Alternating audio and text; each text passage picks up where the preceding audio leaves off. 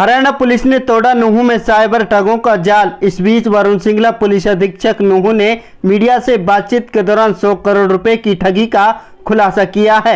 बता दें कि हरियाणा पुलिस द्वारा जिला नूहू में साइबर जालसाजों के ठिकानों पर एक साथ की गई रेड के बाद जांच में अब तक देश भर में लगभग 100 करोड़ रुपए की साइबर ठगी का खुलासा किया गया है।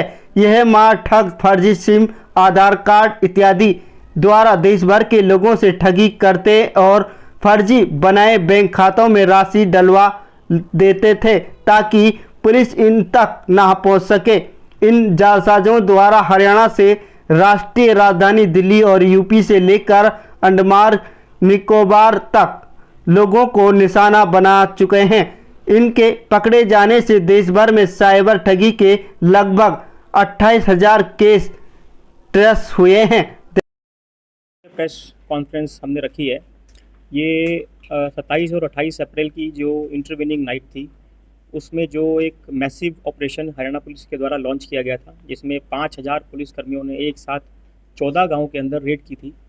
तो उसके संबंध में जो साइबर क्रिमिनल्स हमारे द्वारा अरेस्ट किए गए थे, कुल 65 साइबर क्रिमिनल्स वेरिफिकेशन के बाद अरेस्ट किए गए थे।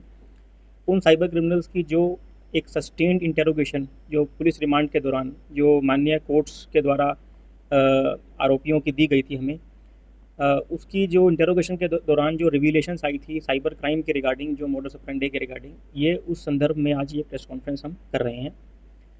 जो साइबर क्रिमिनल्स 65 हमने अरेस्ट किए थे, उसके बाद हमारे जो महानिदेशक हरियाणा हैं श्री पी के अग्रवाल जी, उन्होंने 40 साइबर एक्सपर्ट जो कि विभिन्न ज़िलों से ताल्लुक़ रखते थे, उनको हमारे डिस्ट्रिक्ट नूहू में इन सभी मुकदमों में सहायता देने हेतु एवं इंटरोगेशन करने के लिए उन्होंने इनको हमें एलोकेट किया था, डिप्लॉय किया था।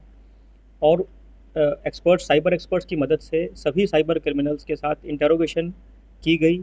जो सिम उनकी बरामद की गई थी, जो फ़ोन्स उनसे बरामद हुए थे, जो बैंक अकाउंट्स की इन्फॉर्मेशन हमें मिल रही थी, उन सभी की गहनता से जाँच पड़ताल की गई।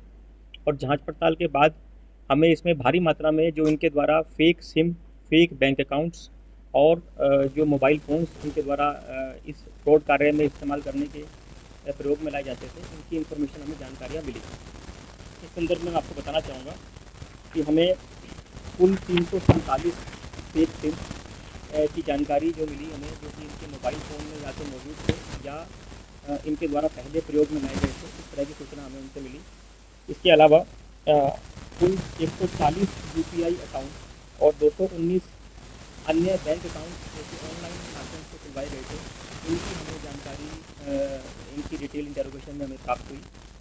तो जब हमने ये सभी लिंक और सब बैंक अकाउंट और सिम IMEI जब हमने Indian cyber crime coordination centre से हमने शेयर की, तो हमें इसमें भारी खुलासा हुआ कि कुल 28,000 के करीब कंप्लेंट्स के अंदर इन सिम नंबरों से ताल्लुकात रखते हुए, इन बैंक अकाउंट पर ताल्लुकात रखते हुए विक्टिम्स के साथ धोखाधड़ी हुई है, जिसकी कुल जो लागत, जो कुल अमाउंट थी जो पूरे फ्रॉड की, वो 100 करोड़ के करीब आ रही है। तो इससे ये पता लगता है कि ये 28,000 से अधिक विक्टिम्स को ये चूना लगा चुके हैं।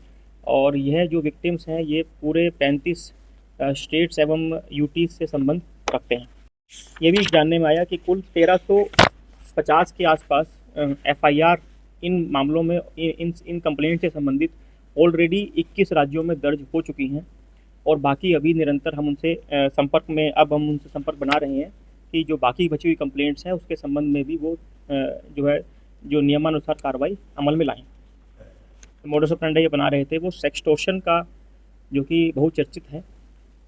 सेक्सटॉर्शन में ये फेसबुक पर एक अट्रैक्टिव प्रोफाइल्स बनाकर और अन्य सोशल मीडिया प्लेटफॉर्म्स का भी यूज़ कर रहे हैं, जिसमें ये अट्रैक्टिव प्रोफाइल्स बनाकर और इनसे फ्रेंड रिक्वेस्ट आती हैं। और फ्रेंड रिक्वेस्ट के बाद ये उनको चैटिंग के माध्यम से उसको वीडियो चैट के ले जाते हैं और वहाँ जाके कॉम्प्रोमाइजिंग पोजीशंस में उनकी स्क्रीन रिकॉर्ड करके उसके बाद उस वीडियो को सोशल मीडिया पे ना डालने के नाम पे, सोशल मीडिया पे डली हुई वीडियो को डिलीट करने के नाम पे एवं पुलिस एक्शन से बचने के नाम पे इनके साथ एक्सटॉर्शन लगातार चलती रहती है। और जिसकी जितनी पेइंग कैपेसिटी होती है उस हिसाब से लगातार उस पर एक्सटॉर्शन करके और ये इस प्रकार की ठगी अमल में लाते हैं। ये भी सामने आया कि जो क्रिमिनल्स ने बताया कि ये लोग 3 या 4 के ग्रुप में ये जो अपनी कार्रवाई है ये करते हैं। 3 या 4 में कोई इसमें कोई ऐड अपलोड करता है, कोई इसमें कॉलिंग करता है। कॉलिंग करने के बाद जब विक्टिम इनके जाल में फंसता है तो उससे पैसे लेने का काम जो है अकाउंट देने का और पैसे लेने का काम वो तीसरा व्यक्ति कर लेता है। तो तकरीबन हर मामले में हमें 3 से 4 व्यक्ति एक अपराध को करने में संलिप्त पाए गए। साथ ही साथ ये भी बात उजागर हुई कि हर गांव में कुछ चुनिंदा लोग, कुछ 4-5 इंडिविजुअल्स जो इनको फर्जी खाते प्रोवाइड करा रहे हैं, फर्जी सिम प्रोवाइड करा रहे हैं और उन खातों से पैसे निकालने के नाम के कमीशन लेकर और इनको खातों से पैसा दे रहे हैं। ये भी सामने आया कि कुछ CSC सेंटर्स, कुछ ATM सेंटर्स का इस्तेमाल हो रहा है इस पूरे पैसे को कैश में कन्वर्ट करने के लिए। हमारी इंटेरोगेशन में ये भी सामने आया कि जो फर्जी बैंक खाते हैं यह भी एक फर्जीवाड़े के थ्रू ओपन किए जाते हैं, जिसमें कि फर्जी बैंक खातों के लिए भी जो नॉर्मल एड्स यूज़ करते हैं, ये फेक एड्स, मिसलीडिंग एड्स, उसको यूज़ करके और किसी भी एक विक्टिम को उसको नौकरी दिलवाने के नाम पर उससे ऑनलाइन बैंक अकाउंट के लिए KYC करवाते हैं, उसके सारे डॉक्यूमेंट्स ओरिजिनल लेते हैं और एक अपने निर्धारित पते पर उसका ATM का जो ATM के लिए जो ATM कार्ड है उसके लिए वो कॉरेस्पॉन्डेंस का एड्रेस देते हैं और जो फ़ोन नंबर होता है वो विक्टिम से अपने पास जो सिम फेक होता है उसमें वो चेंज करवा लेते हैं और विक्टिम को ऐसा लगता है कि वो एक जॉब के लिए अप्लाई कर रहा है और कोई बैंक कर्मी उससे बात कर रहे हैं, तो वह उनके जालसाजी में फंसकर और अपना खाता जो है वो अपने नाम से खुलवा के और उसके सारे डॉक्यूमेंट्स एक फ्रॉडस्टर को दे देते हैं और फिर वो बाद में इन्हीं खातों की एक पैकेज के रूप में सिम, एक ATM कार्ड और खाते का नंबर, ये एक पैकेज के रूप में अलग अलग बैंकों के जो है वो 20 से 25 हज़ार रुपये के कॉस्ट पर और ये आगे बिकते हैं, जो कि साइबर फ्रॉडस्टर्स यूज़ करते हैं। इन खातों में पैसे आते हैं। जब भी इन खातों में पैसे आते हैं और पुलिस इन्वेस्टिगेशन करती है तो इन भोले भाले इंडिविजुअल्स जिनको अनदेखी में, अनजाने में जो अकाउंट्स खुलवाए गए थे, यहाँ पर आके वो चेन रुक जाती है और इसी का ये फ़ायदा उठा रहे हैं। इन्होंने ओपन किए थे वो कुल 29 बैंक से संबंध रखते थे। इसमें कोई भी बैंक इन्होंने छोड़ा नहीं है, सभी बैंकों का इस्तेमाल करते हैं और ज़्यादातर ये ऑनलाइन ही इन बैंक्स को खुलवाते हैं, इन बैंक अकाउंट्स को खुलवाते हैं। जो सिम बरामद हुए हैं उसमें कुछ तो हरियाणा के ही सिम एक्टिवेटेड हैं जो इन्होंने खुद के नाम पे या अपने जानने वालों के नाम पे लिए हुए हैं। उसके अलावा वेस्ट बंगाल, आसाम, राजस्थान, उत्तर प्रदेश, बिहार, उड़ीसा, यहाँ पर मैक्सिमम सिम एक्टिवेट हुए हैं। इसके विषय में भी हम जांच पड़ताल कर रहे हैं कि यहाँ पर जो डिस्ट्रीब्यूटर्स थे वो जो जिन्होंने सिम एक्टिवेट किए थे उनकी भी इसमें भूमिका को हम लगातार इसमें चेक कर रहे हैं।